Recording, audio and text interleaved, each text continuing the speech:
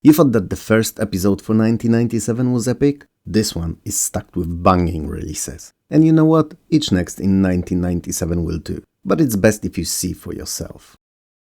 3D Ultra Minigolf is a, well, sort of three-dimensional multiplayer take on minigolf. It features 18 holes that can be played either as front 9, back 9 or all 18 at once, and up to 4 people can enjoy it at the same time, in head-to-head mode or tournament, and either using click-to-hit control method or hold and swing. So if you're familiar with one more than other, you're not gonna be at a disadvantage. And while I've sadly never played either golf or minigolf in real life, I know it's unheard of, I love most takes on them in computerized format. So, whenever a new game tackling either comes out, I usually try to at least check it out. Objectively speaking, Dynamics as take on minigolf is hella fun, and Sierra being the publisher had a true banger on their hands, even if it's pretty niche kind of a game and hardly one to be very profitable. That said, 3D Ultra Minigolf is simple enough so that virtually anyone capable of holding a mouse can play it and enjoy it, but in the same time, mastering it to play it on competitive level, telegraphing your obvious superiority over your soon-to-be ex-friends, requires a lot of skill and practice. So, whichever type of a gamer you are, there's something here for you. Each of the holes has its own unique theme and design and is presented in beautiful for the time 3D pre-rendered graphics, all accompanied with well-fitting sound design. So yeah, presentation is a bullseye with this one too, if you don't mind the constantly switching between the viewpoints camera and the fact that the holes are not rendered in real time. And despite the fact I enjoy playing the game, I hate the pre-rendered approach to most games. This one's no exception. And I would take any, even crude real-time rendered backgrounds over the pre-rendered ones in a heartbeat. That's me, however, and most people are not as sensitive to this kind of a solution, so do not base your decision on trying it out on my subjective feeling about it. Age of Empires. Na-na-na. Na-na-na. Yep, the Age of Empires. As those of you who've been following the channel for a while probably know already, I don't really like RTS games. That said, I've spent dozens upon dozens of hours playing AoE and don't regret a single one of them. It was a real-time strategy equivalent of gateway drug. If someone didn't play them and tried it, they were that one step closer to converting. And while I managed to resist the urge to, I still played it maniacally for quite some time. Funny enough, not the campaign even, but in the sandbox mode, most of the time using built-in map editor to create various, often unimaginable starting conditions. So at times I had a lot of resources around me, more than I could ever use, and at another I divided the map so that all players could only meet in the middle at a small choke point that they shared between them. Some epic battles took place there, I'm sure I don't have to tell you to imagine. I've built maps where I had a virtual fortress, an incredibly easy to defend and difficult to capture spot. I've created scenarios where every player started on a separate island or even their own pockets of resources with nothing at all between them, like a post-nuclear wasteland of some kind. Point is, I've had as much fun creating different possible imaginary scenarios as I had playing them later on. And that was what made me fall in love with it. Not for very long perhaps, it was not a Romance of Ages, but long enough to memorize it all and remember to this day. That's why I believe Age of Empires is easily one of the best RTSs ever made, because it was good enough to involve someone who's actively despising the genre into spending countless hours playing it. And if that's not a feat, then I don't know what is. Anyway, let's talk about what the game is, since I failed to do so until now, instead of blabbering about how much fun I had. Age of Empires is a real-time strategy taking place between 10,000 and 2000 BC and giving you a chance to control one of 12 ancient nations, each with their own unique strengths, weaknesses, special technologies and units. All that in 4 campaigns split into 36 individual missions or in a sandbox mode. There are many different winning conditions in the game, but whichever the mission sets ahead of you or you aim for in a sandbox, you cannot win without having any army at all. So, even if you're not going for conquering of all opponents Alexander the Great style, you have to build a strong enough army to at least protect yourself. Said army can naturally be upgraded with a rise of new technologies, and given the plethora of units, it can be built to defend, attack or be a mixture of both. Other than that, Age of Empires follows a typical for the genre formula of erecting various buildings, some military, some otherwise, finding and exploiting of different resources, researching new technologies and expanding with time, peacefully or otherwise. And all that on a near perfectly balanced maps, with fun environmental and strategic challenges built right into their design. Well, I misspoke a little. Stone, or lack thereof, really is nearly always an issue with Age of Empires on included maps. Graphics are a masterpiece. And while they're only presented in an isometric 2D, it's clear that a lot of attention was put into everything, from small, seemingly unimportant units like wild animals even, through all of the flora, resources, to armies and buildings, and even the over-encompassing it all interface. There is pixel-perfect care put to everything, and Age of Empires looks stellar even today. Not to mention FMV sequences between the missions, which are Blizzard level of quality good. Sound and music design are both no worse. Tunes are nice and well-fitting, and all units when selected or issued commands to answer you in their own language, adding a little flavor to this already tasty package. To put it bluntly, Age of Empires rocks. But it's not without its issues. No game is really, and AoE is no different. AI, and especially the pathfinding, is some of the worst for the time. And while it was fixed with the follow-up, in original it requires you to micromanage nearly every unit by hand to make sure that it ends up where it's supposed to get to. Units themselves too are badly balanced. Chariots are nearly always the best choice for an early game, until siege weapons that is, infantry sucks from day one, and many games can be predicted to be won or lost just by comparing the number of these stronger units between the players. And finally, and probably worst of all, unit limit. Artificially created limit of 50 that's supposed to be enough to hold them all, villages responsible for keeping your nation afloat, scouts, priests, and armies on top of that is just stupid. These are not game-breaking problems in any way, but definitely impact the playability and fun factor in a considerable manner. Would I recommend trying Age of Empires out anyway? Hell yeah! There was hardly any better and more user-friendly towards non-RTS players game in 1997.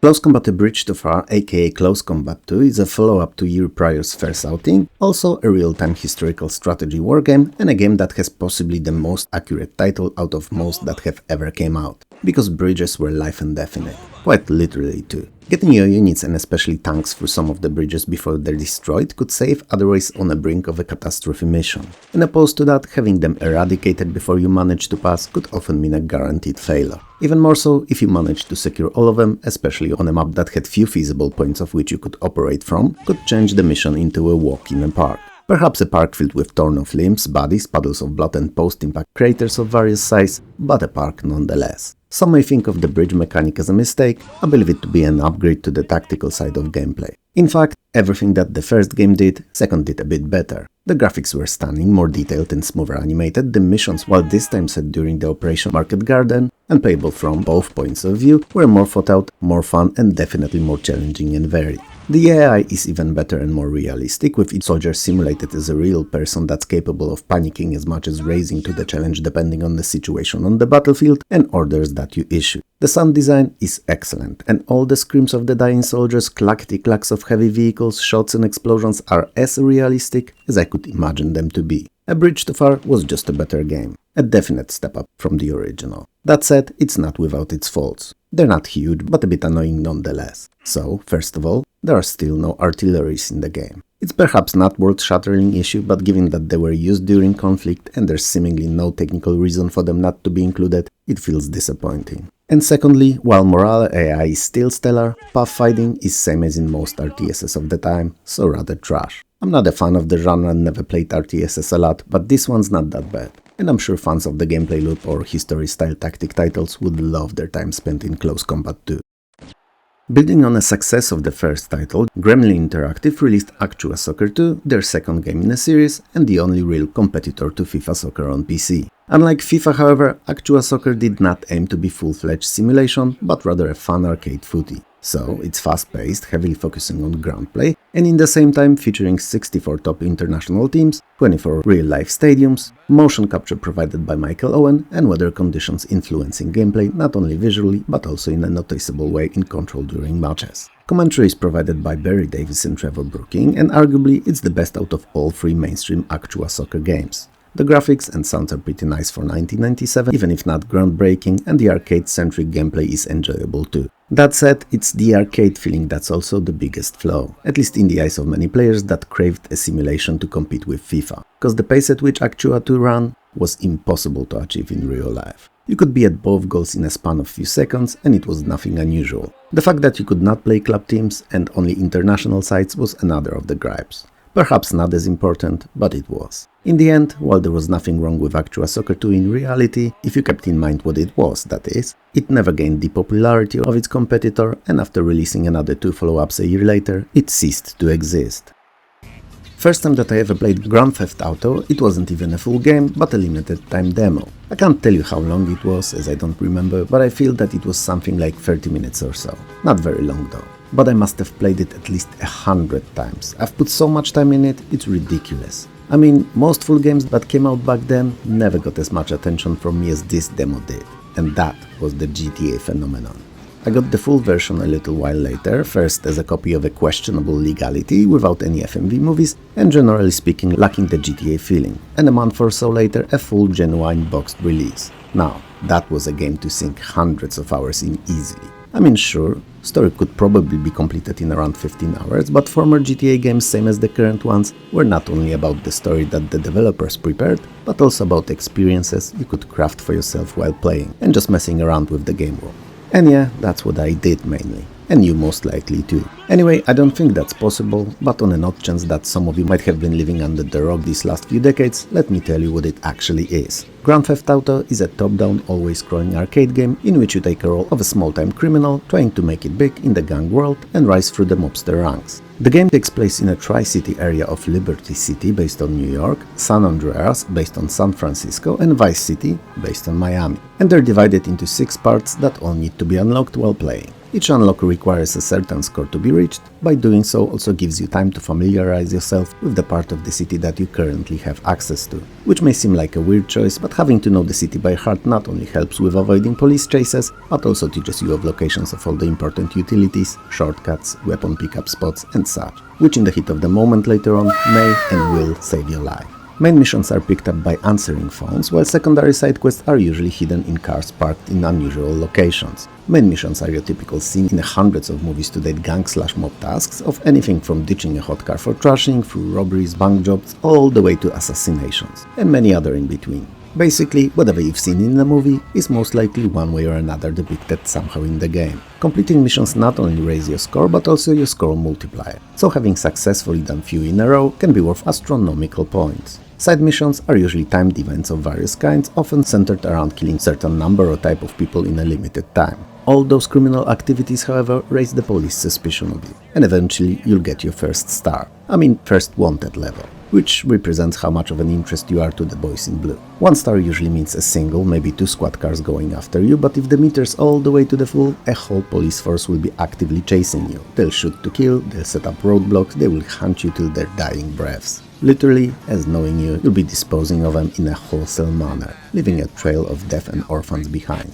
The only way to get rid of the wanted level, other than the occasional bonus pickup, is to find and go to respray shop, where you'll get a new license plate and forever disappear from the cops' radar. By forever I mean until your next crime, so more or less 40-45 seconds. And this is where the familiarity with the city I spoke about earlier comes in handy, in knowing where to race off, where to disappear. Interestingly enough, unlike modern GTA games, in first you did not have an unlimited number of lives, and dying too many times could actually end your game. That will take a while though, and a single death usually results in losing all of the weapons, armor, and your score multiplier being lowered on top of that too. There are crates scattered around the cities, and they can contain weapons from pistols all the way to the rocket launchers, armor, extra lives, police bribes that remove your current wanted level, and get out of jail free cards that cause you to lose nothing when killed or busted. Sounds hella cool, right? It was. It is to this day actually. And while the missions are fun and all, it's the scenarios that you would organically create for yourself just messing around the city in dozens of available and differently handling cars that made GTA such a special little bag of fun.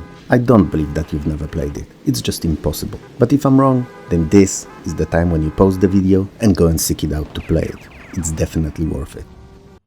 G-Police is a third/first-person vehicular sci-fi futuristic shooter that at the time of its release was spectacular looking. Truth be told, it doesn't look that bad today either. It's perhaps not a show-off anymore, but it's not as bad as many of the early 3D games are. Story-wise, Earth's governments fell years ago, they were unsuccessful in managing the country's resources, military, anything really, and if that wasn't enough, a violent interstellar resource war left us strained not only for peace, but also very basic resources too. So the giant megacorporations, seeing the state of things, took over and led humanity into colonization of space. And since there are no governments leading the colonies anymore, no military to speak of either, a new form of law protectors was created, the so-called G-Police. Which, I shit you not, keep in mind what I said up to this point, is actually short for government police. And even better, despite the name, it's an independent agency keeping order in the colonies. Now where is logic in that? Tell me. Maybe you know, I don't. Whatever. You play as Jeff Slater. Slater, see you later. who's a former military pilot undercover at the G-Police on Callisto, one of Earth's colonies. You're there to serve and protect officially, but in reality mainly to find the truth behind your sister's untimely death. It's a pretty deep, even if short story for a shooter, but it doesn't hurt that it's there and provides an incentive to carry on and complete the game, so let's leave it as it is. You're piloting a futuristic helicopter gunship, fighting against numerous air and ground targets in series of different missions, slowly uncovering a sinister corporate plot, step by step, or kill by kill really, getting closer to the mystery of your late sister's passing. There's 36 missions in the game, and they can vary in the objectives quite considerably and can be anything from simple escorts through following of suspects to destruction of all enemy vehicles and installations, and anything in between. To succeed in these, you have a wide selection of different weapons. Only basic ones, so a chain gun and unguided rockets, are available at start, but with time you'll get access to plasma cannon, thermal guns and bombs capable even of destroying skyscrapers among others. G-Police's presentation deserves another mention here too, as not only it looks incredible, portraying very cyberpunkish looking, modern, dark cities of the future, but also accompanying sound design is excellent and fitting. The animations that you get to experience between the missions are stellar too. Pre-rendered in high detail and very atmospheric, binding all of the game's features into one coherent package. That's as good looking as it is fun. If you've never played it, it's definitely worth a try. With a name like Gigawatt Studios, which could have only been established by a Giga chat, I cannot fathom any other possibility here, my expectations for their Men in Black the game were naturally quite high, probably a bit too high even. The game loosely adapts 1997's movie into a 3D third-person action-adventure that plays very similarly to everyone's favorite Resident Evil games. So, all the characters and enemies are rendered in real time in full 3D, while the environments are pre-rendered and the camera perspective is moving between fixed viewpoints on these backgrounds. Now, I've been pretty vocal about how much I love static pre-rendered backgrounds and jumping viewpoint in games, so I'm not gonna tell you if the game's worth playing or not, and I will let you make your own mind about it. Cause regardless if it's here or in Resident Evil titles, it's definitely not my cup of tea. And if I'm to be honest, Alone in the Dark were probably the only games that I was sorta capable of ignoring it, and even then only to a degree. Never mind that though, as I'm drifting off the subject again. So, let's get back to Men in Black. The game starts very similarly to the movie. You play as NYPD police officer James Edwards, yep, very same Will Smith portrait,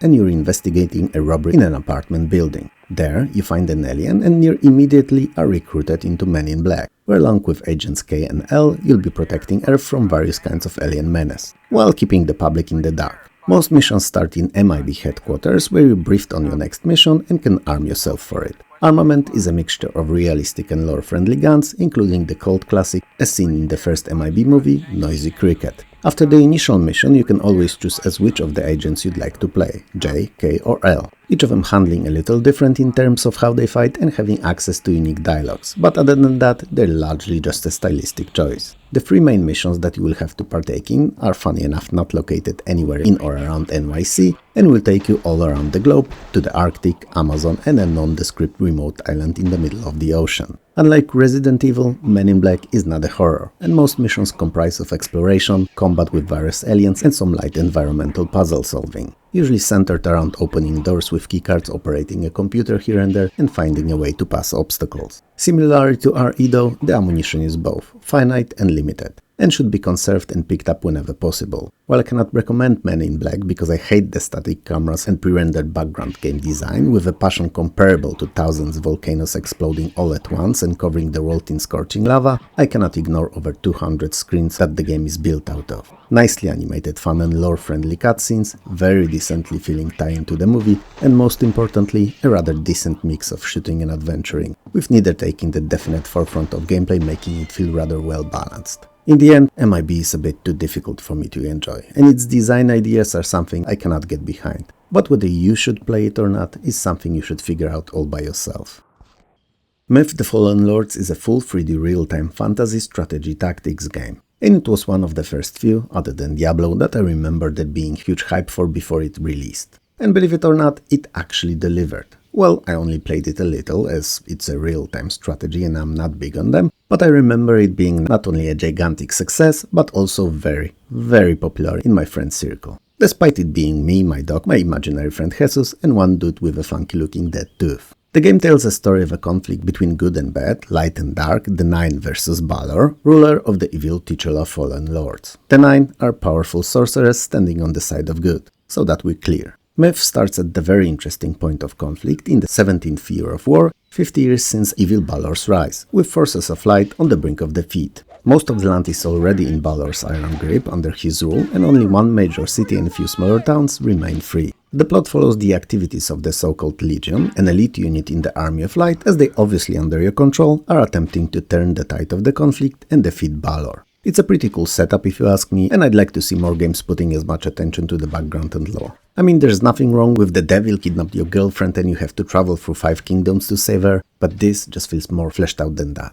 Unlike majority of other RTSs of the time, Myth completely omits resource management and base building, focusing on real-time tactics alone, which may have been an issue for some of the genre traditionalists, but given how much attention was put to it, it made Myth a very deep game and an instant classic. So, for each battle you are giving a set of certain different units, each with their own strengths and weaknesses, and you have to use their skills best to complete the challenges ahead. And you better do it well, cause units neither regenerate health, nor you can purchase or build new ones. What you get is what you have and need to make do with. I mean, in some missions you may get reinforcements in predetermined scripted points, but I wouldn't count on them. It's best to prepare for the worst and then be pleasantly surprised, rather than count on them showing up and fall defeated cause you were waiting for something that was never going to happen. The terrain also plays a huge role in any and all encounters, and having high ground advantage for your units, especially ranged ones, is not only advisable, but can pretty much make or break your game. The units you'll control are within a standard fare for the fantasy setting, with archers, infantry, cavalry and anything in between in various races, from human to dwarves,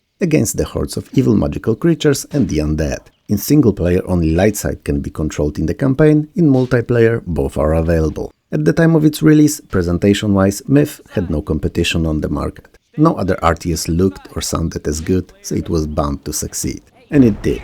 And in no small part thanks to its success, Bungie, the developer, is as big and well known today as it is. Despite being arguably the second best game in the SSI's 5-star series directly after Amazing Fantasy General, before the engine was upgraded for Panzer General 2, Pacific General never became as popular and well known as the original was. Which is disappointing, as theoretically it was the most balanced game out of them all. Pacific General covers land and naval combat during World War II in the Pacific Theater of Operations and depicts conflict between US and Japanese forces. And you can take control of both, in either single scenarios or a full campaign. These cover both historical and hypothetical scenarios, so invasions of China and Burma, attack on Pearl Harbor, and even invasions of Japanese mainland and San Francisco. So true or not, you're not gonna get bored with this tactical turn-based strategy wargame. The addition of hundreds of naval units brought some changes to the typical for the General series formula. For one, some larger units can now occupy more than one hex, so when one of the hexes is supposed to be destroyed and the other is still intact, it counts as a critical hit to the unit. Aircraft can protect ships from air attacks in CAP mode, submarines can submerge for attacks, and aircraft carriers can be, so to speak, opened to reveal fighters ready for launching. So, with this outing, finally combined forces attacks are possible, with some units taking ground while others rule over the seas. The biggest change to the formula, however, was the ability to move units after combat, if they had any movement points remaining, that is. It may seem like a no-brainer today, but back then, in earlier games, attack ended particular unit's turn. So this allowed for many more, considerably more advanced strategic planning and attacks, especially against superior enemy units. Pacific General's presentation is not much different than that of other games in the series, and while it's easily readable and clean, it's nothing special really. It doesn't have to be though, as strategies don't need to be flashy. It's good enough if they're deep and fun, and Pacific General, fortunately, is both. The Curse of the Monkey Island released 5 long years after the previous one did, and it was a long-awaited, anticipated by many sequel, and also a point-and-click adventure game. This time, however, it's all in high-resolution SVGA, with cartoony graphics and tons of animated sequences. The game looks gorgeous, it's stunning. The animations and sound design are as good, and for the time it came out in, Curse was probably one of the best, if not the best looking game on the market. The interface went through a facelift again, removing all the verbs from the bottom of the screen once and for all and replacing them with a context-sensitive cursor, which in my opinion at least is a way better, more flexible and user-friendly gameplay choice. The inventory is brought on the screen with a right click, so if you're not in it, the whole screen area is for presenting the magnificent scene that you're in. Once again, the game is stunning. Story-wise, Guybrush Threepwood, finding himself as usual in the worst possible time and place, so drifting in a bumper car between the ships battling it out just outside of Plunder Island, is captured by the series' staple villain, evil pirate LeChuck. Guybrush somehow manages to escape, sink LeChuck's boat and steal a huge diamond ring in the process. ring that he uses to propose to his all-time love Elaine, right on the Plunder Islands beach where he crashed. Now, this wouldn't be a LucasArts monkey game if something wouldn't go astray, and knowing Guybrush's luck, given his recent streak of wins, a colossal loss was long overdue. As it turns out, the ring was voodoo cursed. Who would have thought? And as soon as it landed on Elaine's slim finger, it turned her into a solid gold statue. And at this size, she was quite literally priceless, and not only metaphorically. So naturally, she, or a statue of her I should say, really was stolen by pirates. And with this dramatic event, your mission became more than obvious. To rescue Elaine, turn her back into human, and live long and happy life after. No, scratch that. First, defeat LeChuck, because you know, he's a constant menace, then save Elaine, and hopefully live long and happy life after. Until Guybrush's next crazy adventure, that is. First two Monkey Island games were amazing and must-plays, must-haves, must-sees, must everything really. This third is no different. So if you like adventure games, odd quirky sense of humor, or just beautiful cartoon-like graphics, it's definitely one not to miss. Now, wasn't 1997 just the best year for early Windows? And same as this and the previous episode, all the future ones will have equally as cool games in them. 1997 was truly stacked with excellent releases. I'd risk saying that it was the golden age of classic Windows gaming. But whatever I feel is irrelevant. What do you think? Let me know in the comments below. If you liked the video, hit those like and subscribe buttons below. Smash them if you have to, it helps more than you could ever know. Also, I would like to thank you and all my amazing Patreon and YouTube members for helping this channel keep going. And last but definitely not least, I would like to thank all the wonderful folks who record and upload playthroughs, let's plays and other retro-centric videos here on YouTube, because they help to preserve the games that would have otherwise be long forgotten. So thank you.